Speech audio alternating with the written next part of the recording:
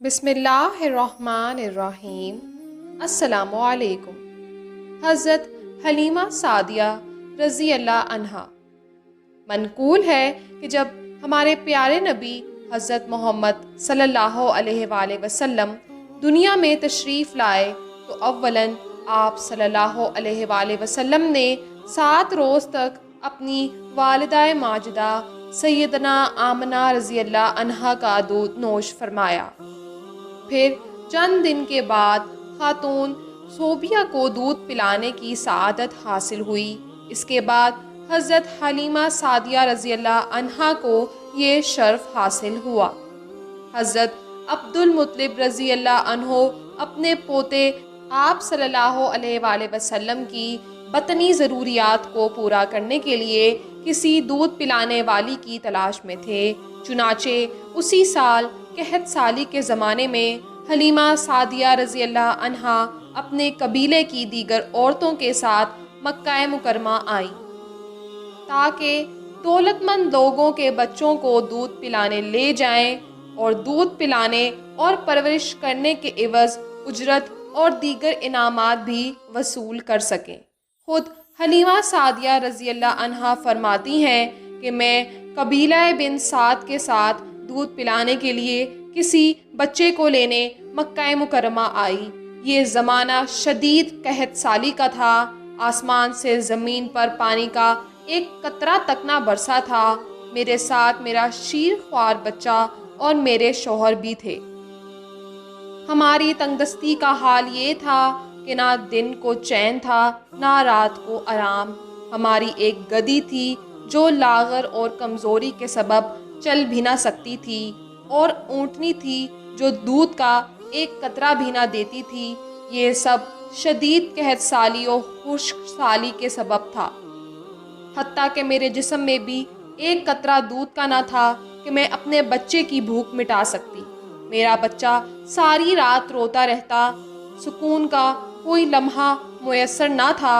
ہمارے ساتھ کی عورتوں نے مکہ میں موجود تمام بچوں کو دودھ پلانے کے لیے لے لیا، مگر آپ صلی اللہ علیہ وآلہ وسلم کو ابھی تک کسی نے گود نہ لیا، کیونکہ ان کا کہنا تھا کہ حضور صلی اللہ علیہ وآلہ وسلم تو یتیم ہیں اور دودھ پلانے کی خاطر جو اجرت ہوگی وہ ہمیں نہ مل سکے گی، لہٰذا آپ صلی اللہ علیہ وآلہ وسلم کو کسی نے گود نہ لیا۔ مکے کے تمام بچوں کو تمام عورتوں نے لے لیا، اب صرف میں ہی باقی رہ گئی تھی۔ چنانچہ میں نے اپنے شوہر سے کہہ کے کہ میں خالی ہاتھ نہیں جاؤں گی، اسی یتیم بچے کو لے لیتی ہوں، اور پھر میں آپ صلی اللہ علیہ وآلہ وسلم کے پاس گئی، اور آپ صلی اللہ علیہ وآلہ وسلم کے پاس سے مشک و عنبر کی خوشبوئیں آ رہی تھیں۔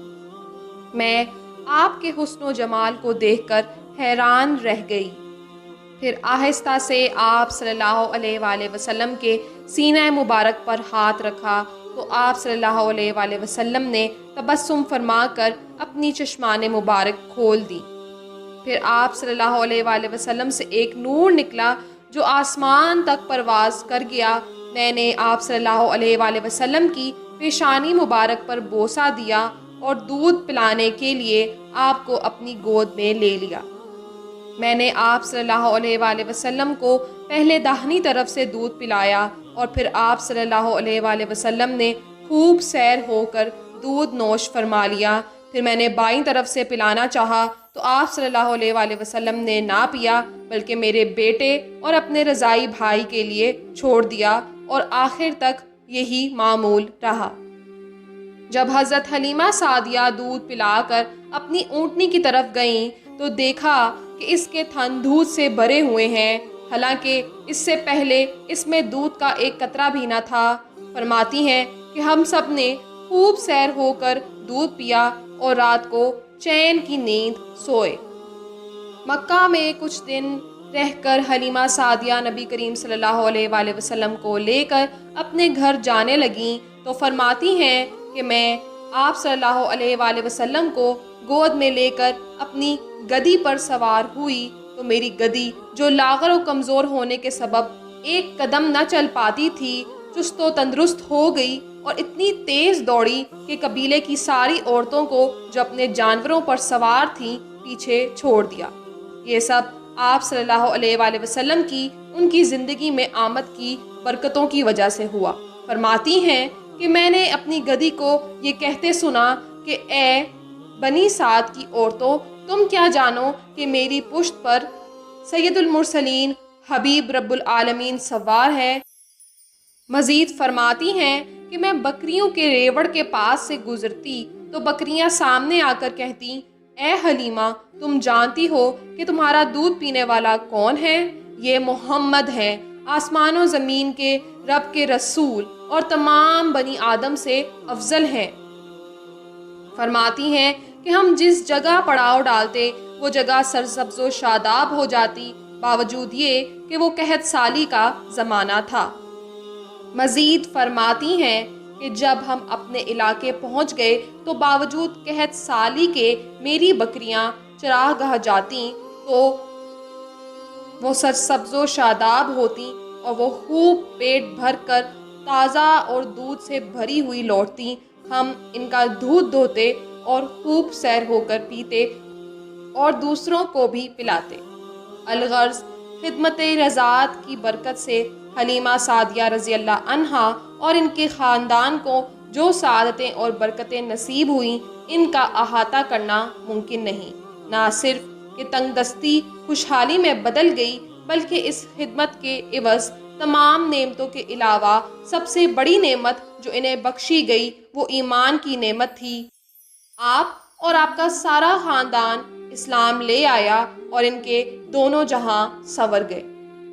نبی کریم صلی اللہ علیہ وآلہ وسلم اپنی رضائی والدہ حلیمہ سعدیہ کی بے حد عزت کیا کرتے تھے۔ ایک مرتبہ حلیمہ سعدیہ رضی اللہ عنہا بارگاہ رسالت صلی اللہ علیہ وآلہ وسلم میں حاضر ہوئیں تو نبی کریم صلی اللہ علیہ وآلہ وسلم نے فرمایا، میری ماں، میری ماں۔ اپنی چادر مبارک اٹھائی، اسے بچھایا اور اپنی چادر مبارک ان کے بیٹھنے کے لیے بچھائی۔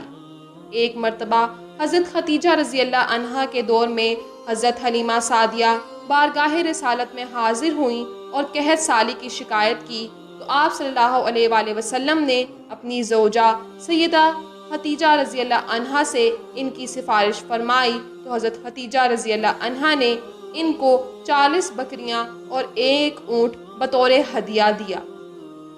الغرض حلیمہ سعدیہ رضی اللہ عنہا کو نبی کریم صلی اللہ علیہ وآلہ وسلم کی رضائی والدہ ہونے کا شرف کیا حاصل ہوا کہ دونوں جہانوں کی بھلائیاں اور برکتیں آپ کا مقدر بن گئیں۔ اللہ عز و جل ان پر اپنی خوب رحمتیں اور برکتیں نازل فرمائے، آمین۔ اگر آپ کو یہ ویڈیو پسند آئی تو چینل کو سبسکرائب اور ویڈیو کو لائک اور شیئر کرنا مت بھولیے۔